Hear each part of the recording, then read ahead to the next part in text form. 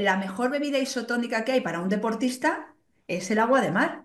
Pero cuando le damos una de estas energéticas, o sea, comerciales, que se venden para el mundo del deporte, estamos hablando de que le ponen tres o cuatro minerales y azúcar y colorantes y conservantes y mucha porquería. Se podrían hidratar con esa bebida isotónica hecha a partir del agua de mar porque es la mejor, es el mejor suero, el más completo, es el que mejor te hidrata, te nutre, es fabuloso. Simplemente es algo que no se conoce, Sandra. O sea, la inmensa mayoría de la gente esto todavía no lo sabe, porque se ha ocultado todo este legado, todo este conocimiento.